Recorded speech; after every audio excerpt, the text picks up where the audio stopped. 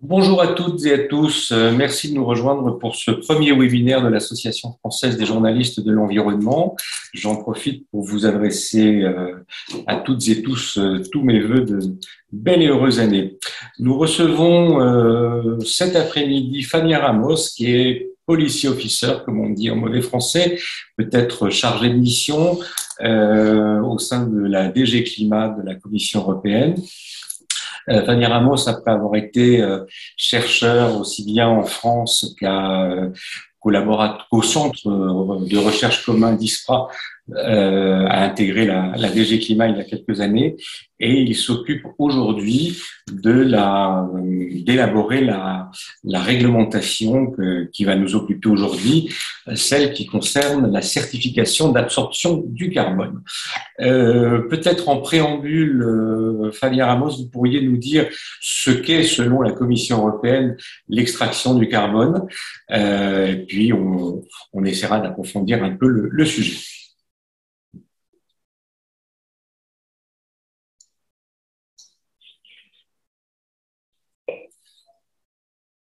Voilà, pardon, j'ai un petit problème pour activer mon micro. Bonjour à tous et merci pour votre invitation aujourd'hui afin de présenter la proposition de règlement que nous avons publiée l'année dernière, à la fin de l'année dernière, je crois que c'était en novembre, Oui. 2022.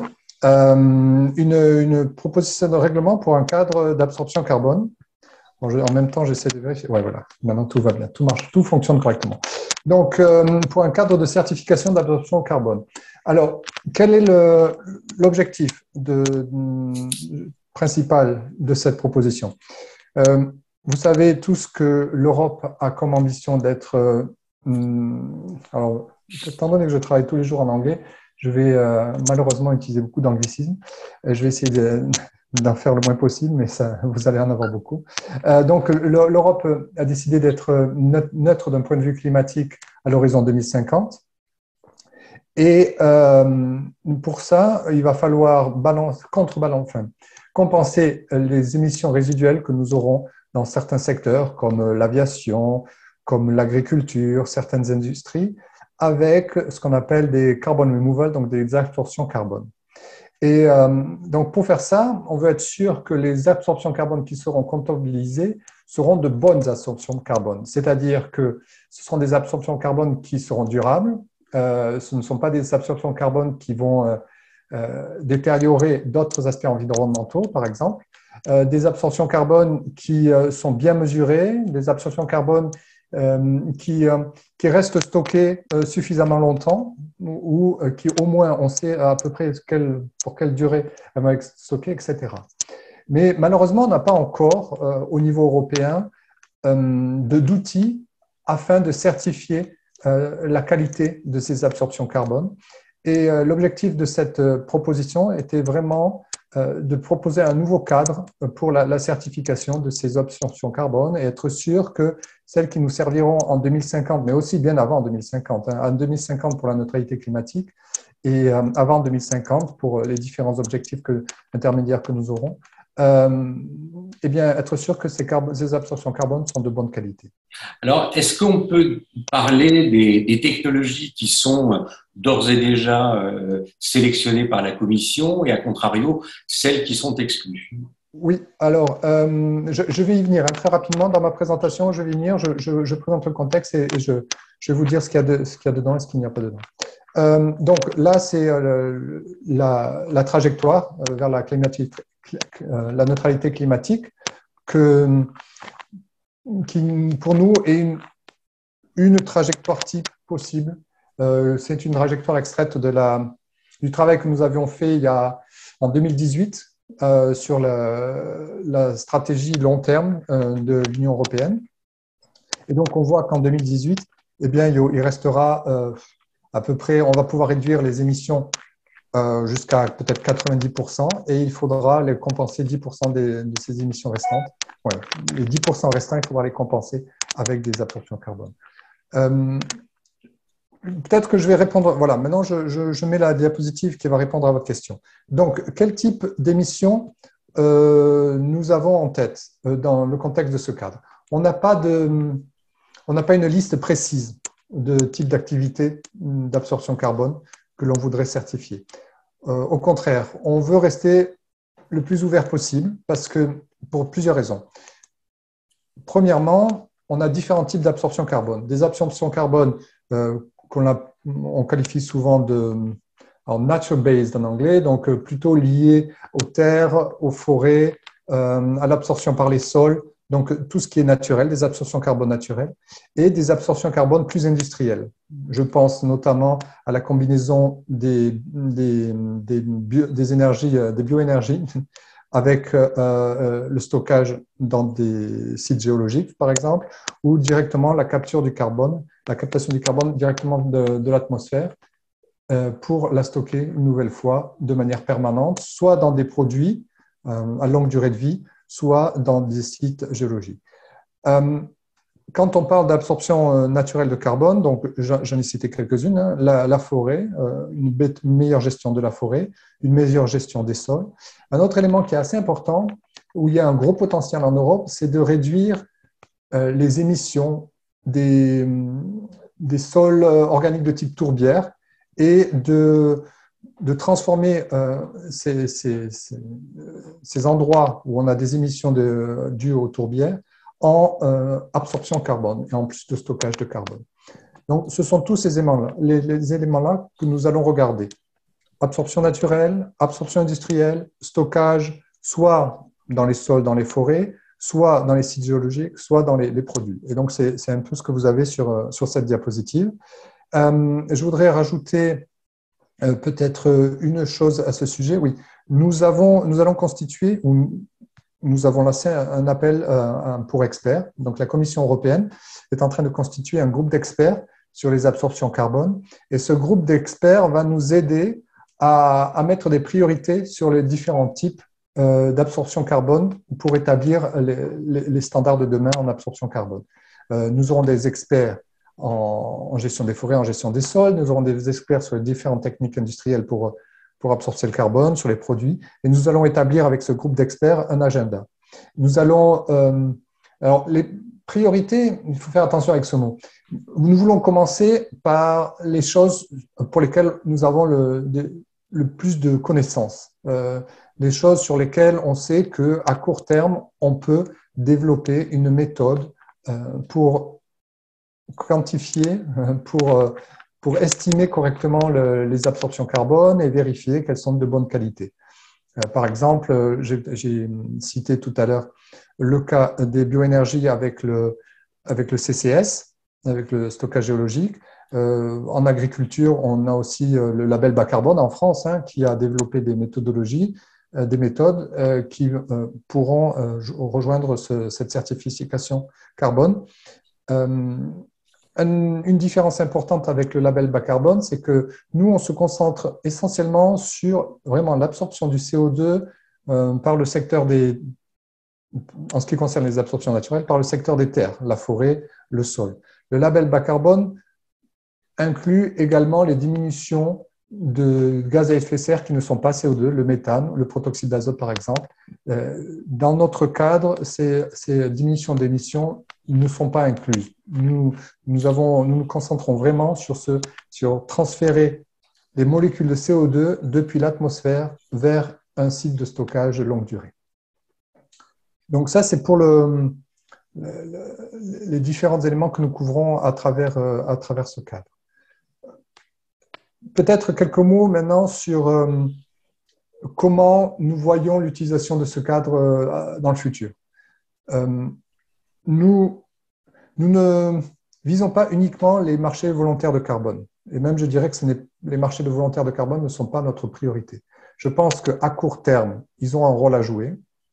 Et nous espérons mettre un peu d'ordre dans les différents standards que nous avons aujourd'hui sur les marchés volontaires de carbone, parce que quand vous regardez le fonctionnement des marchés volontaires de carbone, des fois, il y a un certain mélange entre réduction des émissions, véritable absorption de carbone, etc. Et nous aimerions apporter de la clarté là-dessus. Avoir un standard qui est commun à tous les pays membres de l'Union européenne, et afin, encore une fois, d'augmenter la transparence et d'éviter l'éco-blanchiment, le greenwashing, hein, d'éviter que de fausses déclarations soient faites vis-à-vis des objectifs climatiques de certaines entreprises, de certains secteurs. Et apporter une harmonisation au niveau des conditions de marché. Donc, à court terme, oui, les marchés volontaires de carbone ont leur rôle à jouer, mais c'est bien plus que ça. Quand on regarde les objectifs de 2050, les absorptions carbone auront un rôle extrêmement important à jouer et il va falloir adapter nos politiques climatiques et inclure les absorptions carbone dans nos politiques climatiques. Et ce cadre de certification est vraiment la première étape pour être sûr que ce que nous allons inclure dans les futures politiques climatiques post-2030 soit de bonne qualité. Alors, on peut penser à différentes choses. Hein. On peut penser je sais pas, par exemple, à la politique agricole commune, aux aides d'État, pour ce qui est des absorptions naturelles, au fonds d'innovation, pour ce qui est des absorptions industrielles, hein, le fonds d'innovation qui est financé par les quotas d'émissions ETS. Voilà. On peut penser également à de la labellisation, comme en France. On peut penser à des contrats dans les chaînes d'approvisionnement.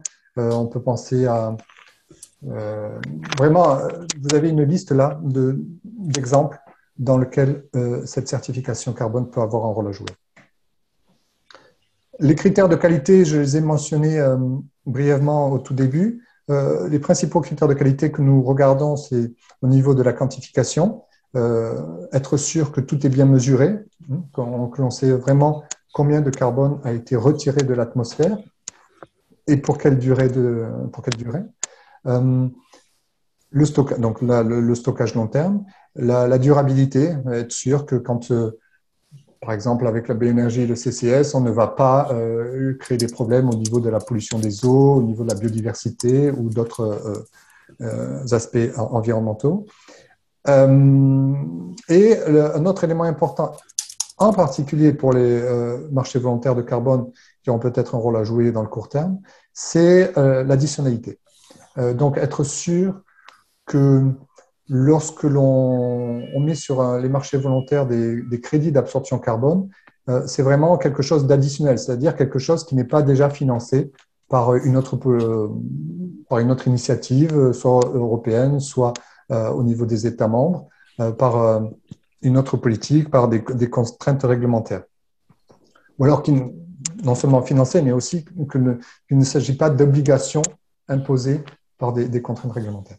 Donc, cet aspect d'additionnalité est très important pour être sûr que l'argent qui est mis pour soutenir les absorptions carbone ait un réel effet et que ce n'est pas quelque chose ces absorptions n'auraient pas eu lieu sans cet argent.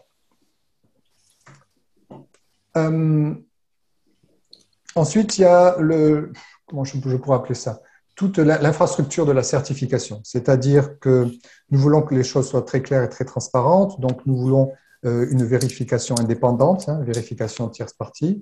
Nous voulons nous n'allons pas recréer. Dans un premier temps, la Commission européenne ne va pas certifier elle-même les absorptions carbone. Elle va le faire avec l'aide d'organismes qui sont soit déjà en place ou qui vont être créés suite à cette proposition de certification. Ce n'est pas la Commission européenne qui mettra en place les bases de données dans lesquelles tout sera enregistré. Ce seront ces organismes de certification qui devront s'assurer que des registres publics soient bien maintenus afin de stocker toutes les transactions qui auront lieu entre ces certificats d'absorption carbone. Donc ça, c'est un élément important. Hein.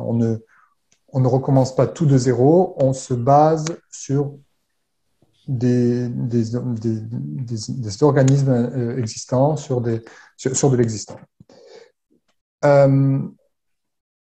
Très rapidement, comment cela va marcher? Donc, il va falloir développer parce que ce que la Commission a présenté, c'est vraiment un cadre général. Et maintenant, nous avons commencé à travailler sur le développement de méthodes spécifiques pour tel ou tel type de carbon removal, d'absorption carbone. Par exemple, nous allons probablement commencer avec, je l'ai dit, hein, quelque chose sur les sols agricoles, quelque chose avec une méthode pour les forêts, mais aussi en parallèle, nous ferons un travail sur les absorptions industrielles comme les BECS, les bioénergies et CCS, ou capturer directement le carbone de l'atmosphère et le stocker dans le CCS, et également sur les choses de produits. Donc là, c'est vraiment un travail que nous commençons maintenant et que nous faisons avec le support du groupe d'experts que j'ai mentionné juste avant. Ensuite, lorsque un opérateur voudra, un agent économique voudra certifier les absorptions carbone qu'il réalisera, soit sur industriel ou naturel, et il faudra qu'il contacte un de ces organismes que j'ai mentionné juste avant pour être certifié en accordance avec les méthodes développées par la Commission européenne. Bon, là, je me répète un petit peu, hein, mais il y aura une vérification indépendante des parties tierces et si tout va bien, l'agent économique pourra être certifié. Je crois que c'est ma dernière diapositive et ensuite je serai très heureux de prendre les questions. Donc, je me répète, aujourd'hui, ou hier, hein, en novembre 2022, nous avons proposé un cadre général. Ce cadre général va être discuté au sein des États membres, par le Parlement et par les autres institutions européennes. Les discussions n'ont pas vraiment commencé. On a eu les premiers contacts déjà, mais les discussions commenceront avec les États membres vraiment tout début février. Et avec le Parlement européen, je n'ai pas d'agenda précis encore, mais bon, ça devrait commencer, les discussions devraient commencer à peu près au même niveau. Je crois que le rapporteur du Parlement européen sur ce dossier a déjà été nommé. En parallèle, nous travaillerons avec le groupe d'experts sur les différentes méthodes de certification.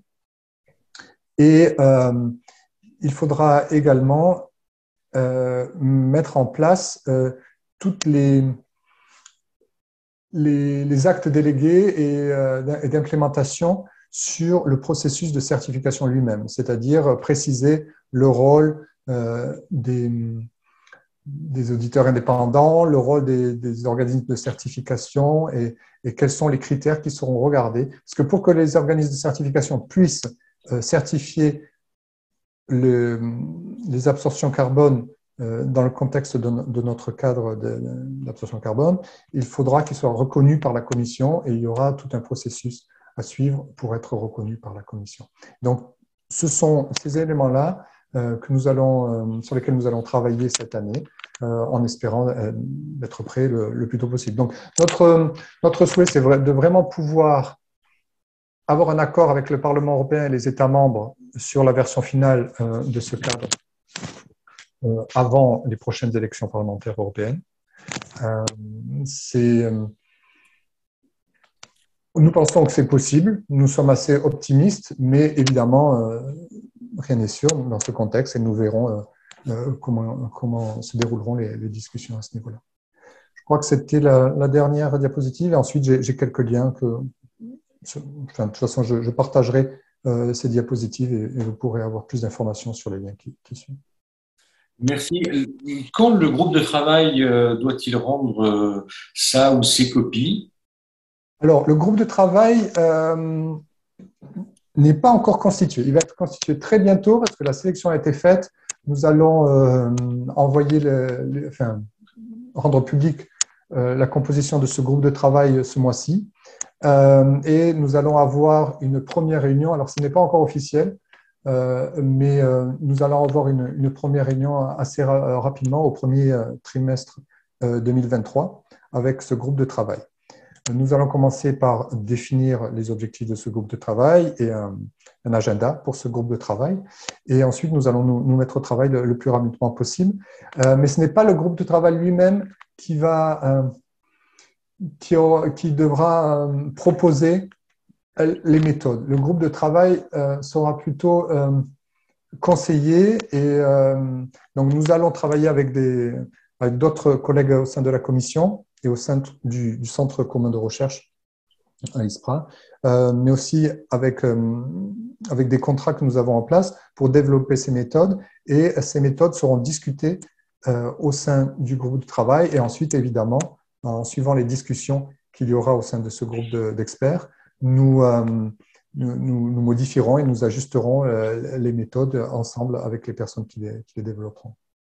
Est-ce que le système européen, ces futurs certificats d'absorption, est-ce qu'ils seront compatibles avec l'accord de Paris? Je pense évidemment à son fameux article 6. Alors, voilà. Alors, avec l'accord de Paris et l'objectif principal de l'accord de Paris sur limiter le réchauffement climatique à 2 degrés et faire notre maximum pour être à 1,5 degré, oui, c'est le but de cette certification, c'est un outil supplémentaire pour nous aider à respecter cet objectif des accords de Paris et l'objectif de la loi climatique européenne d'atteindre la neutralité climatique en 2050. Donc l'objectif général, oui. Maintenant, sur l'article 6 en particulier, c'est une très bonne question. Et vous savez que durant la COP de 27, il y a eu pas mal de discussions sur cet article 6. Et malheureusement, nous n'avons pas encore les discussions qui ont eu lieu durant la COP 27 n'ont pas abouti à quelque chose de très précis au niveau de l'article 6 et sur ces absorptions carbone. Ils sont encore dans une phase de discussion et nous n'avons pas encore la version finale. Nous sommes loin d'avoir la version finale. Pour l'instant, les choses qui ont été discutées sont très générales.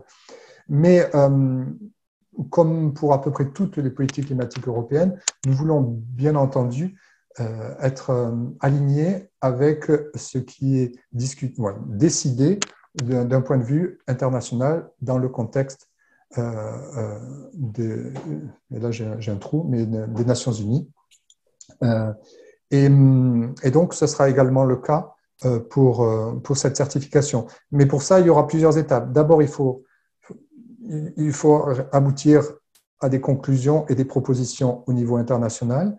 Et ensuite, au niveau européen, ensemble avec les États membres, avec le Parlement européen, il faudra discuter de la manière avec laquelle nous pourrons nous aligner sur ces éléments internationaux. Mais les principes, vous savez, les principes sont souvent les mêmes. On a les mêmes exigences, on a les mêmes... on veut être transparent, on veut être très clair, on veut éviter le greenwashing, etc. Donc, les principes seront les mêmes et je pense que nous n'aurons pas trop de difficultés pour nous aligner sur le résultat des discussions internationales. Pour être sûr d'avoir bien compris le potentiel de ces technologies et pratiques d'absorption, il se situerait en vitesse de croisière autour de 2 à 300 millions de tonnes de CO2, c'est ça? Alors, peut-être même plus. Oui, 2 à 300 millions de tonnes. Au niveau européen, je pense qu'un minimum est à 200 millions de tonnes, en effet. Mais ensuite, tout dépend de ce que vous comptabilisez dans ces absorptions, parce qu'il y a les absorptions naturelles. Aujourd'hui, le puits naturel carbone des forêts et des terres européennes représente environ 250 millions de tonnes. Nous savons que ce n'est pas suffisant pour la neutralité climatique, et notre ambition, ça a été accepté et nous avons eu des accords là-dessus en fin d'année dernière aussi, et pour 2030 de le rehausser à 310 millions de tonnes. Et pour 2050, à quel niveau il faudra que ce soit, c'est difficile à dire parce que ça dépend des scénarios, ça dépend de la vitesse à laquelle nous développons tous les éléments, tous les aspects technologiques.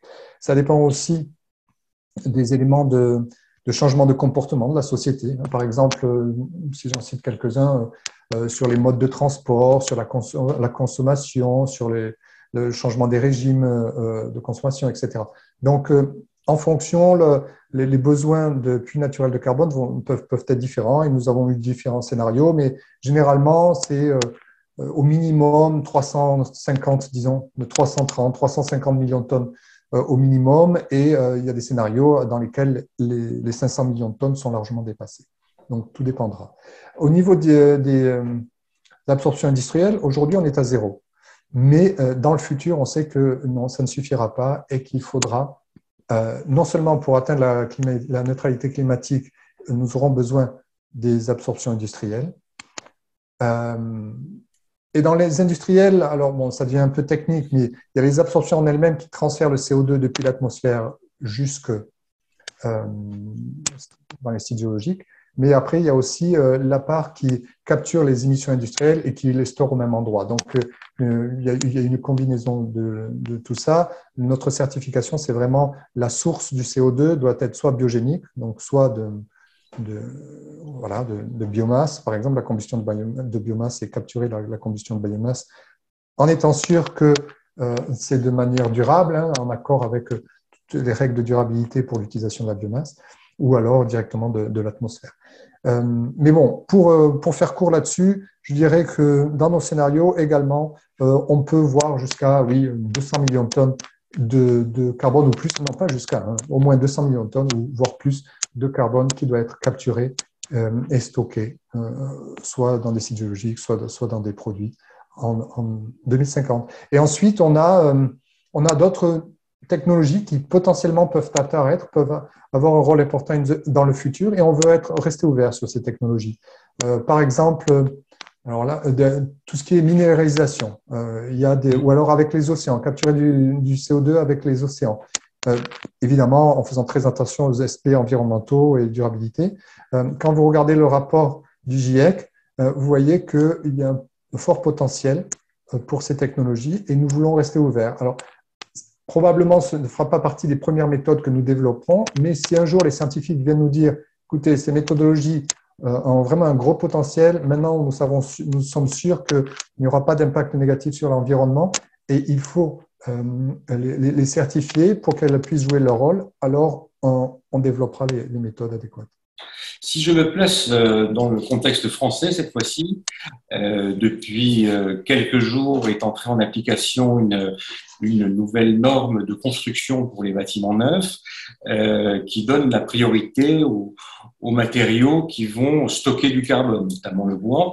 Est-ce que si un pays se met, ou tous les pays de l'Union se mettent à construire massivement en bois, est-ce qu'il y aura un moyen pour eux, dans ce nouveau dispositif, de faire valoir que ces matériaux-là stockent du carbone naturellement et que donc ils participent finalement au dispositif d'absorption, est-ce qu'on pourra générer des crédits d'absorption en quelque sorte en construisant des nouveaux bâtiments? Oui, c'est encore une fois une très bonne question. Et assez difficile, pas difficile. La réponse n'est pas toute simple. Donc, oui, c'est aussi le point de vue de la Commission européenne que les constructions basées sur du bois, par exemple, ont leur rôle à jouer et il faut reconnaître ce qu'elles apportent d'un point de vue climatique. C'est-à-dire qu'elles apportent deux choses pour moi. Elles apportent la substitution de matériaux plus intenses au point de vue des émissions carbone. Quand on construit avec du bois plutôt que d'utiliser du ciment, par exemple, plutôt que d'utiliser du... Alors là, je vais avoir vraiment beaucoup de mal à retrouver mes mots français là-dessus, mais on émet moins vers l'atmosphère. Et donc, cette substitution doit être reconnue. Et ensuite, il y a le stockage du carbone, parce que le bois, non seulement il émet moins, mais si c'est fait de manière propre et raisonnable, il a aussi un rôle à jouer en termes d'absorption de carbone et de stockage du carbone. Et ce stockage du carbone doit être reconnu. C'est notre opinion. Seulement aujourd'hui, lorsqu'on regarde les méthodes d'analyse du cycle de vie, ce n'est pas toujours le cas. Et ce que l'on veut faire avec le groupe d'experts, c'est travailler sur des méthodes qui permettent de mieux reconnaître les absorptions de carbone lorsqu'elles sont faites, encore une fois, de manière raisonnable et propre, et que d'un point de vue cycle de vie, euh, toute émission en dehors de la construction déclenchée par la construction d'un bâtiment en bois seront comptées. Par exemple, il ne faudra pas oublier de compter le fait que des arbres ont été coupés pour pouvoir reconstruire le bâtiment et puis les émissions dues au transport, etc. Puis lorsque nous comptons absolument tout et que nous nous plaçons dans un espace de temps qui est bien défini et sur lequel tous les scientifiques sont d'accord que cela fait sens de regarder à cet espace de temps, alors, s'il y a du stockage, même du stockage temporaire, il va falloir définir l'horizon de stockage, 50 ans, 100 ans, les experts nous conseilleront là-dessus. Nous voulons que le stockage du carbone dans ces bâtiments soit reconnu. La France, je sais que la France est très intéressée et voudrait promouvoir justement ces constructions. Ce n'est pas le seul pays. Nous avons des pays nordiques qui ont déjà, premièrement, davantage de construction bois que ce que nous avons dans d'autres pays de l'Union européenne et qui veulent continuer à promouvoir ce type d'industrie. Donc, pour faire court, je dirais que oui, c'est quelque chose que nous voulons regarder. Nous sommes ouverts sur ça et avec le groupe d'experts, nous voulons vraiment travailler sur la mise en place d'une méthode qui puisse quantifier, encore une fois, de manière claire, transparente et juste les différents bénéfices de ce type de construction. Alors, je vous propose d'ouvrir la séance de questions-réponses. Lucie Pedrola, vous avez ouvert le feu. Oui, tout à fait. Merci beaucoup d'organiser cette présentation. Alors moi, j'avais une question qui était plutôt sur le cadre de la proposition de la commission de novembre. Enfin, je crois que vous avez assez bien expliqué, mais quand même, je vais prendre le temps d'être sûre. Ça ne prend pas en compte le CCS sur par exemple, sur des usines, sur des installations industrielles, si j'ai bien compris, dont on va dire oui, le cadre est assuré dans la directive EU ETS, si je ne me trompe pas. Je voulais être sûre de l'articulation, on va dire, entre ces deux textes sur cette technologie qui est donc différente de BECS et DAX que vous avez évoqué, si je ne me trompe pas. Oui, c'est une question importante. Donc oui, ce que nous voulons éviter aussi, c'est d'avoir double regulation, de réglementer deux fois la même chose. Dans les émissions couvertes par le secteur ETS sont les émissions dues à la combustion de carbone fossile et les émissions carbone ou gaz à effet de serre générées par certains processus industriels. Lorsqu'une industrie brûle non pas du charbon ou du gaz pour se procurer son énergie, mais de la biomasse, au niveau de l'ETS, nous avons ce que nous appelons le zero rating, c'est-à-dire que ces émissions sont considérées comme nulles. Alors pourquoi ? Parce qu'elles ont déjà été comptées lorsque l'on a récolté la biomasse au niveau dans le secteur des terres et des forêts. Donc, afin d'éviter qu'il y ait un double comptage de ces émissions, dans le secteur ETS, on les considère comme nulles. Notre proposition, en effet, ne exclut tout ce qui est émissions provenant de sources fossiles, donc le gaz, le pétrole, le charbon. Les émissions provenant de ces sources-là ne sont pas couvertes par la certification. Par contre, la biomasse est couverte par la certification. Donc, pour faire simple, si soit une industrie a comment on dit, power plant, Centrale électrique. Voilà, une centrale électrique brûle en même temps, parce que nous avons ce cas-là, du gaz et de la biomasse, ou du charbon plutôt et de la biomasse, avec un mix de ça. Les émissions dues à la combustion du charbon ne seront pas incluses dans le cadre, mais les émissions dues à la combustion de la biomasse, elles, seront incluses dans le cadre de bioénergie et CCS.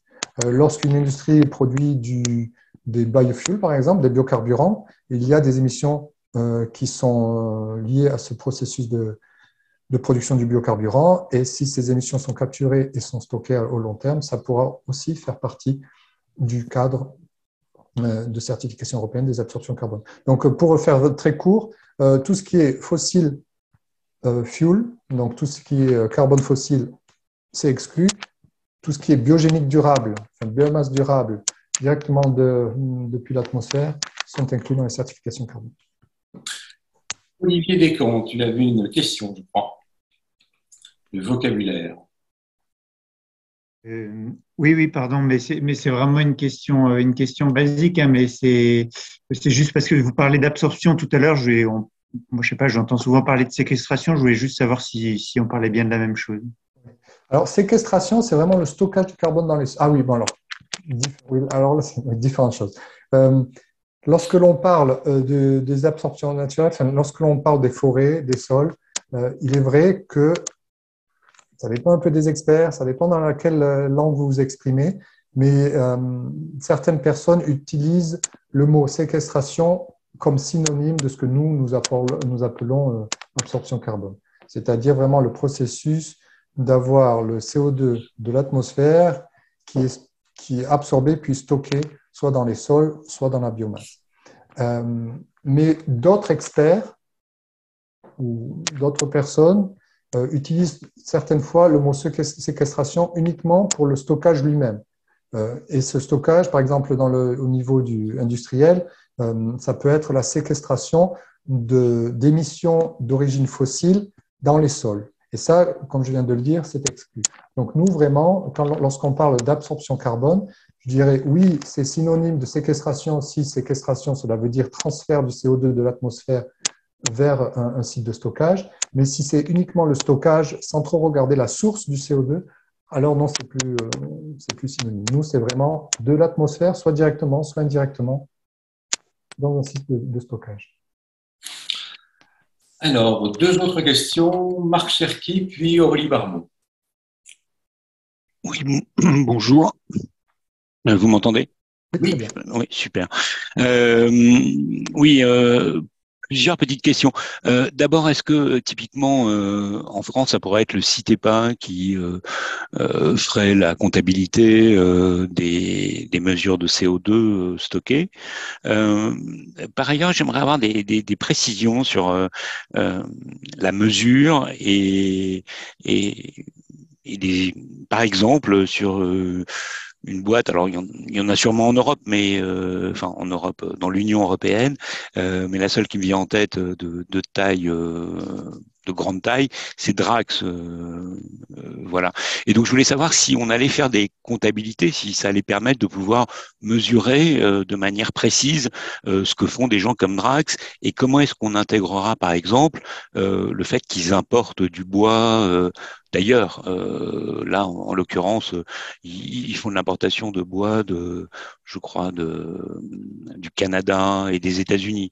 Donc après, dans le bilan CO2, c'est un peu différent, quoi, dans la mesure finale. Et enfin, je voulais savoir si vous allez faire également une mesure, enfin si ce que vous allez apporter permettra de faire des mesures sur les SAF, sur les carburants pour le transport aérien. Et voilà. Merci beaucoup. Encore une fois, c'est ces questions qui sont aussi très importantes. Donc, la première, sur les organismes de certification. Donc là, comme je vous dis, on va travailler là-dessus. Et l'idée, c'est de pouvoir le faire de deux manières. Alors, je ne sais pas si vous êtes, si vous suivez de près, mais je pense, enfin peut-être, tout ce qui est sur la réglementation européenne en termes d'énergie renouvelable. Mais le système de certification que l'on veut mettre en place au niveau des processus de certification est un peu calqué sur ce qui se fait dans cette réglementation sur les énergies renouvelables. C'est-à-dire que les États membres auront le choix. Soit ils mettront en place une autorité compétente nationale de certification et cette autorité compétente fera la certification elle-même et s'assurera de la maintenance de toutes les informations dans des registres. soit les États membres qui ne veulent pas mettre en place ces autorités compétentes et les industries, et les agriculteurs, etc., qui voudront être certifiés dans un État membre qui n'a pas ces autorités compétentes, pourront alors faire appel à des organismes de certification privés, de type, par exemple, juste pour donner des exemples, Gold Standard, je ne sais pas si vous connaissez, ou Vera, ou d'autres, ou en France, pourquoi pas, on peut imaginer que, même si ce n'est pas exactement un organisme de certification privée, mais il faudra voir quelle sera l'articulation avec le label bas carbone en France. Est-ce qu'il y aura des méthodes développées par la Commission qui pourront potentiellement être reconnues aussi par le label bas carbone? Est-ce qu'il pourra y avoir des liens là-dessus? Donc, ce sera des choses à discuter durant la préparation de ces actes d'implémentation. Donc, ça, c'est pour la deuxième. La première question. La deuxième question, Drax. Donc, au Royaume-Uni, oui, le plus gros projet sur le continent européen actuellement est sans doute, vous l'avez mentionné, le projet Drax de bioénergie et CCS. Et comme vous dites, beaucoup de cette biomasse ne vient pas d'Europe, mais vient plutôt de Floride ou du Canada. Donc, premièrement, est-ce que ça pose beaucoup de questions, en fait. La première question, est-ce que la certification est ouverte aux pays non membres de l'Union européenne? Et là, on a développé un outil de certification pour l'intention de se concentrer sur tout ce qui est Union européenne, mais on a différents partenariats avec différents pays et il est très possible qu'il y ait une ouverture vers des organismes qui soient situés, des institutions, des entreprises, des industries qui soient situées, par exemple, au Royaume-Uni, en Suisse, en Norvège, et que cette certification soit plutôt au sens européen, au sens large. Ça, c'est également quelque chose qui reste à définir de manière plus précise. Ensuite, il y a le problème lorsqu'on fait du bioénergie CCS, il y a l'approvisionnement en biomasse, il y a la combustion de la biomasse, la capture des émissions et le stockage. Et ceci peut se passer dans 3 régions différentes. La biomasse vient d'Amérique du Nord, elle est brûlée au Royaume-Uni et stockée en Norvège et on souhaite utiliser le certificat européen d'absorption carbone pour certifier tout ça.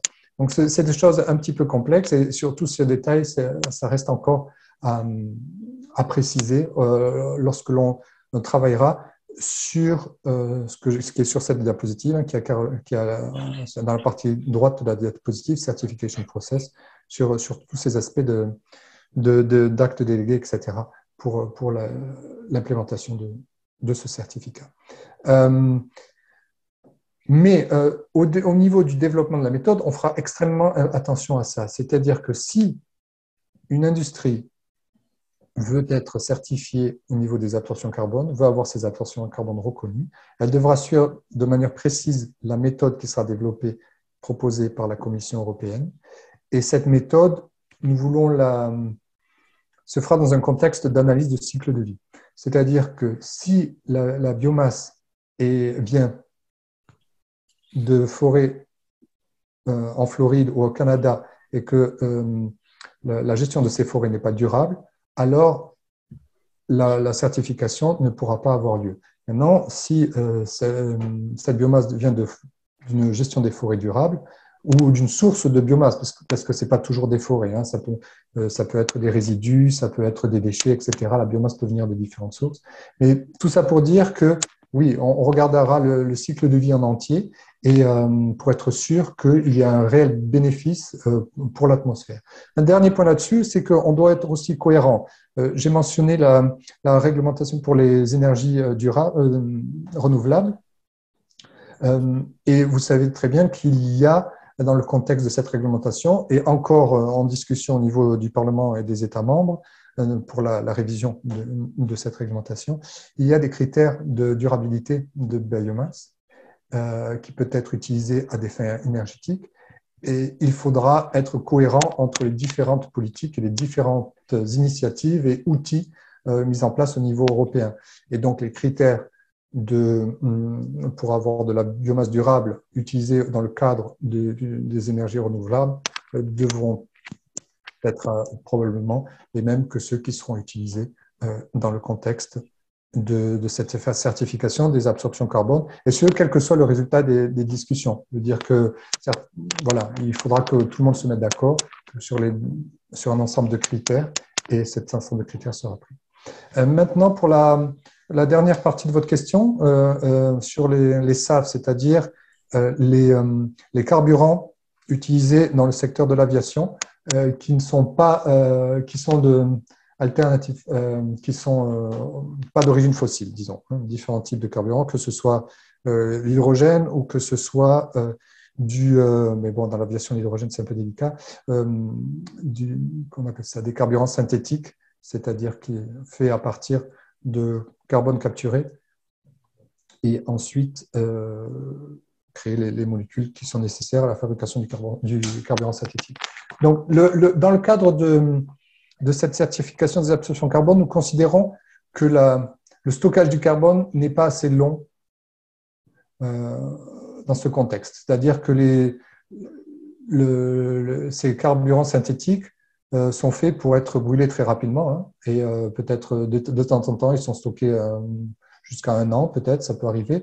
Mais la philosophie, c'est vraiment d'avoir du carburant qui est neutre d'un point de vue climatique, mais ça ne crée pas d'émissions négatives, ça ne crée pas d'absorption carbone, donc ils ne sont pas inclus dans le cadre précis de cette certification des absorptions carbone. Mais ceci dit, nous avons besoin de ces carburants et voilà, ils sont supportés dans d'autres contextes par d'autres outils des politiques européennes sur le climat.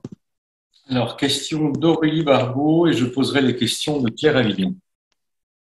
Merci beaucoup. C'est très intéressant. J'ai une série de questions, mais qui sont assez courtes normalement à répondre. Est-ce il existe déjà un modèle de certification dans un autre domaine dont vous pouvez vous inspirer pour vos travaux? Est-ce qu'il y a des travaux sur la certification, enfin sur les certificats carbone ailleurs dans le monde que vous avez déjà identifié, avec lequel vous pourriez vous coordonner ou faire la course, comme on l'a vu dans d'autres domaines, notamment financiers. Quel budget est-ce que la Commission vous alloue pour ces travaux? Voilà. Et est-ce qu'il y aura, est-ce qu'il est prévu quelque part des enveloppes aussi pour développer ces certificats et ces organismes? Enfin, c'est un peu plus. Quel pourrait être le principal défi de ce groupe de travail ou écueil dans lequel vous pourriez tomber? Et vous n'avez pas jamais prononcé le mot compensation dans votre présentation. Est-ce que c'est parce que c'est uniquement une problématique des entreprises, ou est-ce que il y aura bien un volet qui permettra de fixer un cadre pour les compensations carbone? Très bien, merci. Et n'hésitez pas à me rappeler si j'oublie de répondre à certains éléments. Je crois que vous avez 4 ou 5 éléments. Et il y en avait 5. Ouais. 5, oui, c'est ça. Désolée. Vous voyez déjà. Là, je commence par le dernier. Je n'ai pas parlé du mot compensation, mais j'ai parlé de marché volontaire de carbone. Et souvent, les compensations passent par l'achat de crédits sur les marchés volontaires de carbone. Comme je disais dans ma présentation, ce n'est pas notre priorité, mais nous reconnaissons qu'ils ont un rôle à jouer. Et lorsque certaines entreprises veulent faire de la compensation carbone en utilisant ces crédits et en utilisant des absorptions carbone, hein, parce que dans ces marchés volontaires de carbone, ce n'est pas toujours des absorptions, ça peut être des émissions, des réductions d'émissions. Nous voulions que ce soit bien fait et que ce soit des projets, encore une fois, en toute transparence, ou que tout soit quantifié de manière correcte, etc., qui soient utilisés. Donc, ce n'est pas que nous encourageons l'utilisation des marchés volontaires de carbone pour la compensation carbone, mais nous proposons un cadre pour un peu améliorer la situation à ce niveau-là. Et nous avons d'autres politiques européennes sur ce que doivent faire les entreprises lorsqu'elles elles veulent déclarer leur objectif climatique et veulent communiquer autour de leur objectif climatique. Il y a pour cela d'autres initiatives qui sont en ce moment même développées par la Commission. Je pense notamment à la DG FISMA qui travaille sur les ISRS en anglais, donc European Sustainability Reporting Standard, qui par exemple sont là-dessus. Maintenant, donc je repars à la première question. Je pense est-ce qu'on s'inspire d'initiatives existantes? Alors j'ai mentionné les énergies renouvelables, la réglementation sur les énergies renouvelables, et dans cette réglementation justement, en ce qui concerne tout le processus de certification, nous nous inspirons vraiment de ce type de certification, de cette certification sur par exemple les biocarburants pour les énergies renouvelables. Quand une entreprise veut avoir un certificat qui prouve que ces biocarburants suivent toutes les demandes de la réglementation sur les énergies renouvelables et que donc quelqu'un qui utilise ce type de biocarburant, eh bien, il peut considérer qu'il utilise vraiment une énergie renouvelable. Il y a un processus de certification et nous suivons un processus de certification assez similaire. Mais après, donc ça c'est, je veux dire, le corps de notre certification fonctionne avec ça, mais après il y a des éléments aussi empruntés à d'autres politiques. Je pense à la politique, à tout ce qui est agriculture biologique. On a regardé ce qui se faisait au niveau de l'agriculture biologique, on a regardé ce qui se faisait au niveau de l'éco-design, etc. Donc on s'est inspiré de différents éléments.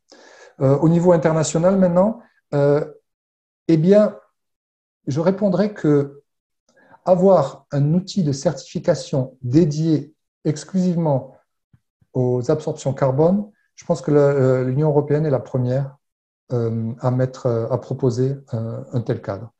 Il y a des initiatives privées. Il y a, par exemple, en Finlande, il y a Puro, qui est une compagnie qui certifie les absorptions carbone. Il y a peut-être quelques autres. Il y a Verra développe ces méthodologies dans le cadre de CCS+. Bon, enfin, là, je commence à rentrer dans des choses un peu techniques, mais il développe des méthodes d'absorption carbone. Mais encore une fois, Verra ne fait pas uniquement de l'absorption carbone, il fait aussi des émissions réduction. Et ensuite, il y a différentes initiatives au niveau international qui veulent apporter la transparence et de la clarté sur les marchés volontaires de carbone et s'assurer que lorsque on développe des absorptions carbone, ce soit vraiment très clair que c'est rien d'autre que des absorptions carbone. Donc, il y a des discussions, il y a beaucoup de discussions, mais je pense que vraiment l'Union européenne est la première à développer et à mettre en place un tel système. Et d'autres pays en discutent. Je sais que le Royaume-Uni, maintenant, commence à discuter de cet élément et à d'autres endroits également. Donc voilà. Et maintenant, on en vient aux questions que j'ai oubliées. Donc, il y avait deux autres questions. Est-ce que vous pouvez me les rappeler, s'il vous plaît? Le budget, est-ce que vous avez un budget ou est-ce que la Commission s'est dotée d'un budget pour ça? Donc, un budget, non, on n'a pas de budget spécifique. Ça rentre dans le groupe d'experts, le budget pour soutenir le groupe d'experts sur les absorptions carbone et n'est pas un budget dédié spécifique à ça. Ça fait partie du budget de la DG Climat. Elle a différents groupes d'experts et c'est un des groupes d'experts qui est géré par la DG Climat. Et ensuite, non, on n'a pas de… Dans l'étude d'impact que nous avons menée, nous avons démontré que le coût de cette certification carbone était assez raisonnable, et en particulier lorsque on le compare aux potentiels bénéfices qui peuvent être faits. Et voilà. En tout cas, ces aspects budget ne sont vraiment pas un facteur limitant pour cette proposition. Et du coup, maintenant, je me souviens de la dernière question. S'il y avait un écueil, voilà, oui. Voilà, un écueil dans le contexte du groupe d'experts.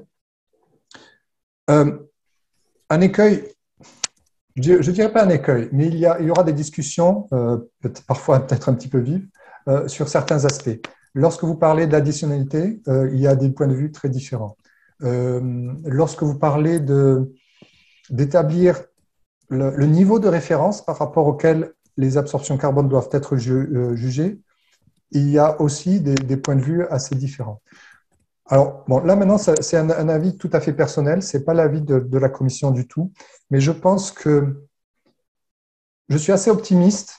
Bon, je suis optimiste sur tous les aspects. Je suis particulièrement optimiste que nous pourrons développer et avoir un consensus assez rapidement sur les absorptions industrielles technologiques de CO2. Je pense que là, nous avons déjà l'expérience de l'ITS.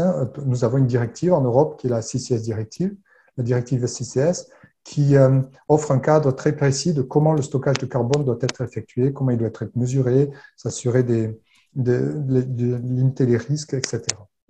Et nous pouvons construire là-dessus. J'ai mentionné le fonds d'innovation. Il y a des méthodes aussi au sein du fonds d'innovation pour regarder au cycle de vie des différents projets.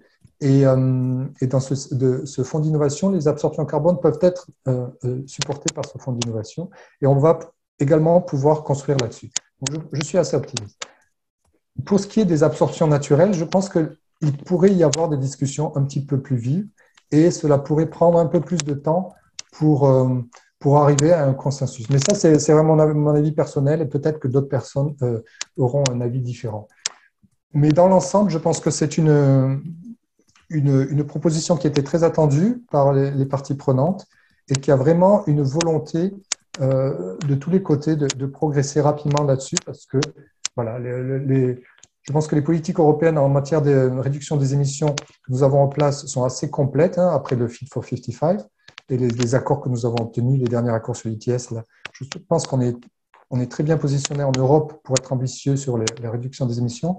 Mais aujourd'hui, on est vraiment court sur le support pour les absorptions de carbone. Et tout le monde en a conscience et tout le monde est prêt et souhaite pouvoir progresser de manière positive là-dessus. Alors, avant de passer la parole à Claudie Houssin, je vous livre 2 questions de Claire Avignon qui n'a plus de micro. La première question, c'est quelle est la fourchette de coût pour une tonne de CO2 absorbée et quels acteurs seraient suffisamment motivés pour financer ces projets et comment être sûr que l'absorption de CO2 dure. Effectivement, une forêt peut brûler. Et la deuxième question, c'était que pensez-vous de l'initiative lancée par Mark Carney il y a quelque temps, son Integrity Council for the Voluntary Market Carbon. Est-ce que c'est compatible avec le système européen ou pas? Je vais commencer par la deuxième, sur le ICVCS. Là.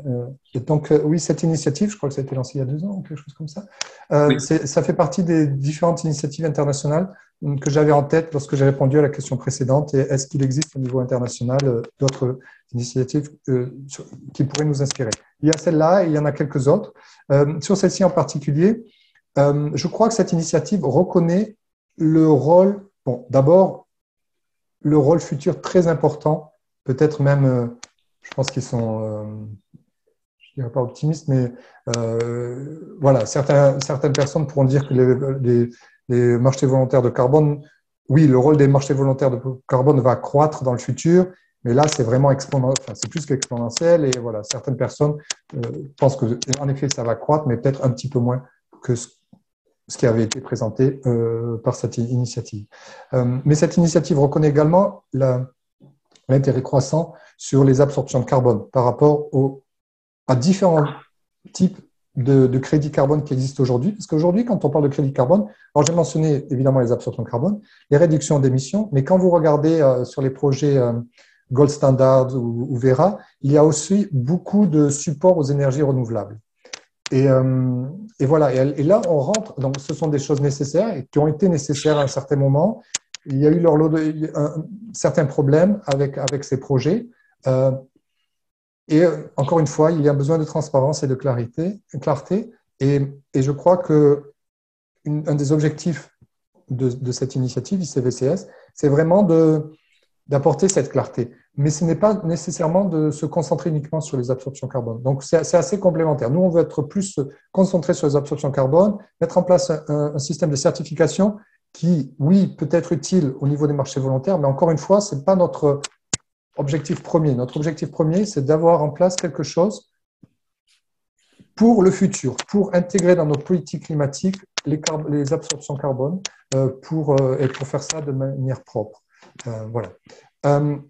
Ensuite, pour la première question, et à nouveau, j'ai encore oublié, pardon, la première question, c'était… Alors, il y avait l'histoire de coût, il y avait Oui, l'histoire aussi de Oui. certitude que le carbone stocké le restait suffisamment longtemps.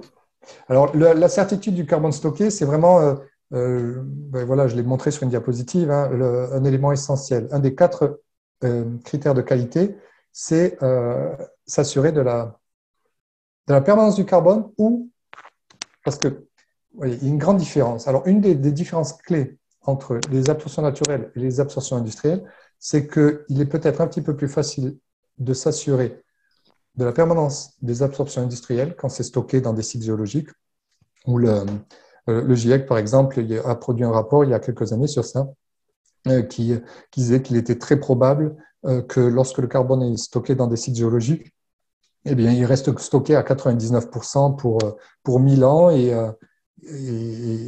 ou même plus que 1000 ans à 99% et à 99,5 ou 0,8% pour au moins 500 ans ou quelque chose du genre. Donc, on a vraiment beaucoup de certitudes. Si les choses peuvent être mesurées, les choses peuvent être bien encadrées, et je pense qu'on peut être assez serein sur le stockage, la permanence du stockage dans les sites géologiques, par exemple.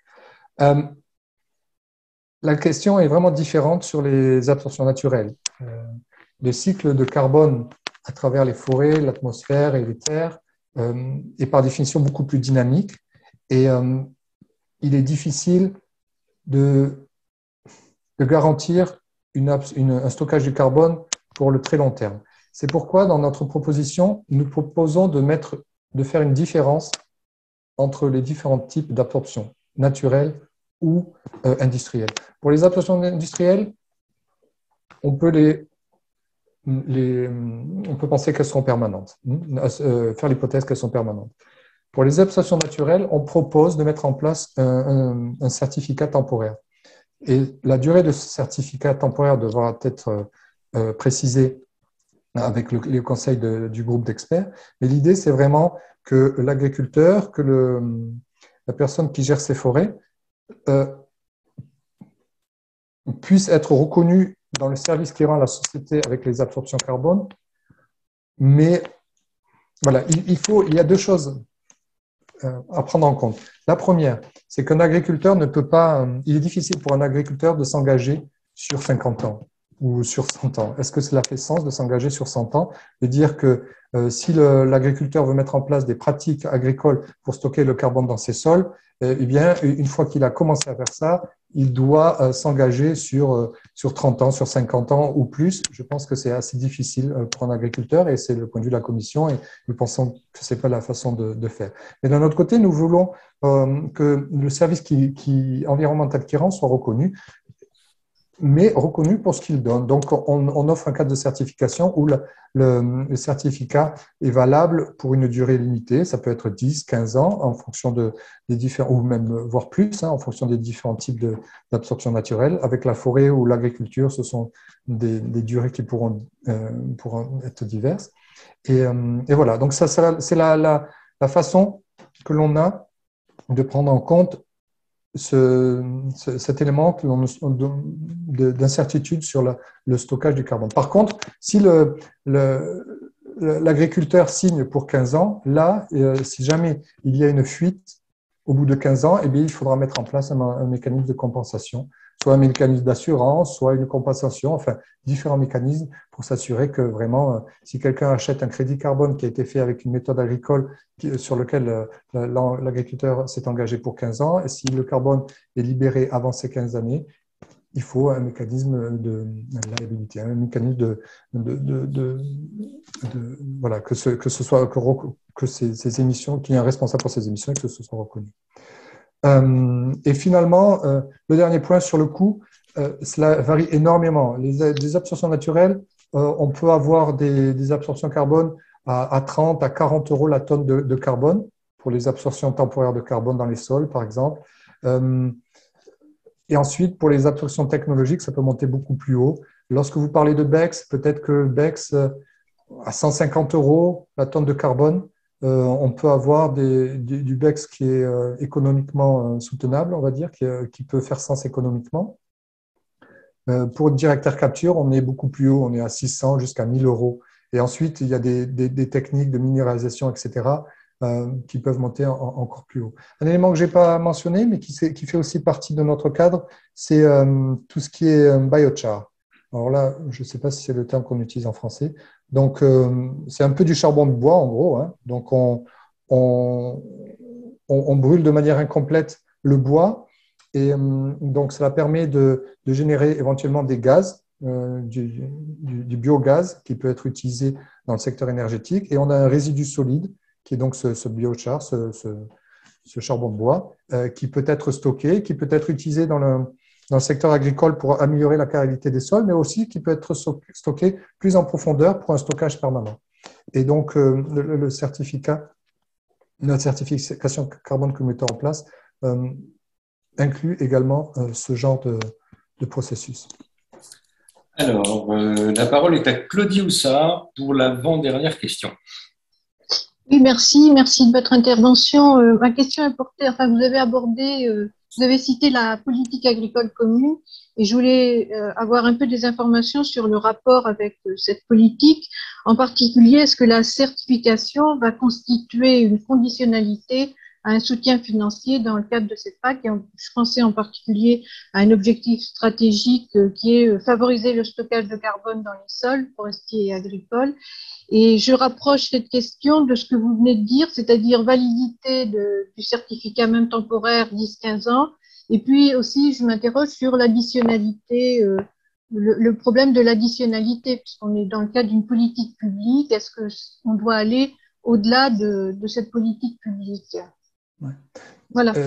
Je cite par exemple une mesure agri-environnementale et climatique qui porte sur la création, l'entretien des haies, la plantation d'arbres, etc. Oui. Non, ce sont des éléments clés et qui ont beaucoup été discutés au sein de la Commission lors de la préparation de cette proposition et qui seront sans aucun doute, qui feront partie des éléments qui vont être discutés également par le groupe d'experts lorsque l'on définira de manière plus précise les différentes méthodes de certification. Mais quelque chose sur lequel je n'ai pas assez insisté dès le début, et j'aurais dû le faire, c'est l'aspect volontaire de cette certification. Donc, ce n'est absolument pas, ça ne sera absolument pas utilisé en tant que conditionnalité dans le cadre de la politique agricole commune. C'est vraiment dans une vision volontaire, c'est-à-dire que l'exploitant agricole qui souhaite avoir un revenu complémentaire, qui a des pratiques agricoles qui sont, on va dire, plus environnementales, je ne sais pas exactement, plus climate friendly que la moyenne, disons. On veut que ces pratiques soient reconnues et qu'ils puissent tirer un petit avantage ou un avantage significatif de ces pratiques. Un autre élément que j'aurais pu ajouter en réponse à une autre question, c'est le rapport coût-bénéfice au niveau agricole, en particulier. Dans le secteur de la forêt, dans le secteur des émissions industrielles, des absorptions industrielles, je pense que tous les éléments de quantification robustes auront un coût minimal par rapport aux bénéfices et à la vente possible, d'une manière ou d'une autre, aux bénéfices à tirer des absorptions carbone. Dans le secteur agricole, cet équilibre est un peu plus délicat et voilà, il va falloir mettre en place des éléments qui permettent de réduire ces coûts. Alors, ça peut être des coopérations entre différents agriculteurs, de ne pas avoir chaque agriculteur qui fait son projet de son côté, mais de mettre en place, comme le label bas carbone fait, des systèmes de projets collectifs où les coûts peuvent être répartis sur un grand nombre d'exploitations et les coûts de quantification peuvent être répartis sur un grand nombre d'exploitations afin de les limiter et d'avoir davantage de bénéfices nets. Mais voilà, un élément essentiel, c'est le côté volontaire. On ne veut rien imposer. C'est aussi pour ça que que cette initiative a un coût limité voilà, pour les industries et les exploitations agricoles, parce que c'est tout à fait volontaire. Pour l'élément d'additionnalité, oui, c'est un élément clé. La conditionnalité de la politique agricole commune fait partie de ce qu'on appelle la baseline. Donc, c'est-à-dire que toutes les choses qui sont en place et qui sont demandées, tous les éléments qui sont demandés à l'exploitant agricole dans le cadre de la politique agricole commune en termes de conditionnalité sont considérés comme par défaut et ne peuvent pas être certifiés par cette certification. C'est-à-dire que l'on va prendre en compte uniquement les absorptions carbone qui viendraient en supplément des pratiques agricoles qui sont incluses dans les éléments de conditionnalité de la politique agricole commune. Alors, dernière question de Jean-Luc Fessard. S'il est encore avec nous. Sinon, je vais la poser à sa place. Jean-Luc s'étonne du fait que le processus de certification d'absorption ne porte que sur le CO2 et pas sur le méthane ni le protoxyde d'azote, qui sont les gaz à effet de serre les plus fréquemment émis par l'agriculture. Oui. C'est également une discussion qui pourra probablement avoir lieu, cette fois-ci, je dirais pas au niveau du groupe d'experts, peut-être un petit peu aussi au niveau du groupe d'experts, mais je pense que ce sera une discussion qui pourra prendre place au niveau du Parlement européen et des discussions au niveau du Conseil. Cette proposition de certification vient après la communication que la Commission européenne a publié en 2021 sur les cycles durables de carbone. Dans cette communication, nous avons indiqué ce besoin pour 2050 d'absorber du carbone atmosphérique et de le retirer, que ce soit pour l'Europe, mais aussi pour atteindre les objectifs des accords de Paris. Parce qu'il faut qu'on soit très clair entre nous. Il est impossible de rester dans les objectifs des accords de Paris sans les carbon removals. J'ai parlé du contexte avec la loi climatique européenne, mais au niveau global, la situation est encore plus difficile. Et avec les résultats de la COP 27, où on a eu vraiment beaucoup de difficultés à faire des progrès, plus on retarde la réduction des émissions, plus les absorptions de carbone sont essentielles. Et c'est pour ça que nous avons souhaité mettre en place un outil, une initiative, se concentrant vraiment sur les absorptions de carbone. Cela veut dire, pour tout ce qui est naturel, notre périmètre, c'est le périmètre LULUCF, le périmètre des terres et des forêts. Donc, toutes les émissions qui sont comptabilisées dans ce secteur LULUCF font partie de cette initiative. Et d'un point de vue industriel, c'est vraiment les absorptions carbone qui sont regardées. Donc, c'est la raison pour laquelle nous ne souhaitons pas intégrer le protoxyde d'azote, les réductions de protoxyde d'azote et de méthane dans ce mécanisme.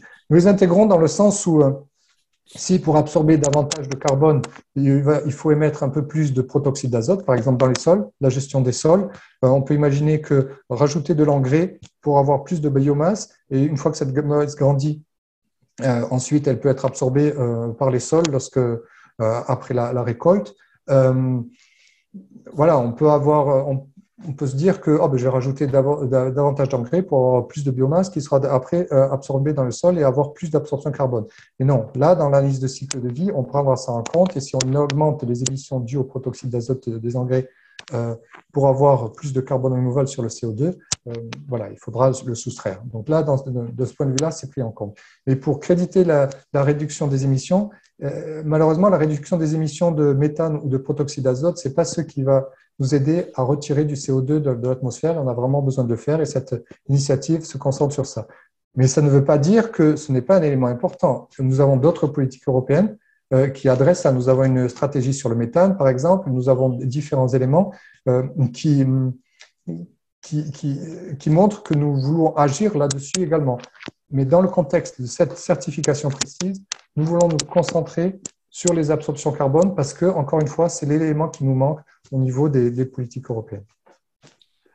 Écoutez, on va se quitter là maintenant, parce qu'il est 15h17 et vous avez d'autres obligations par la suite. Je voulais vous remercier de nous avoir consacré du temps, de nous avoir dessillé les yeux sur ce sujet atrocement complexe, et sur lequel on devra travailler encore quelques années, si j'ai bien compris. Question importante, sommes-nous en on ou en off ?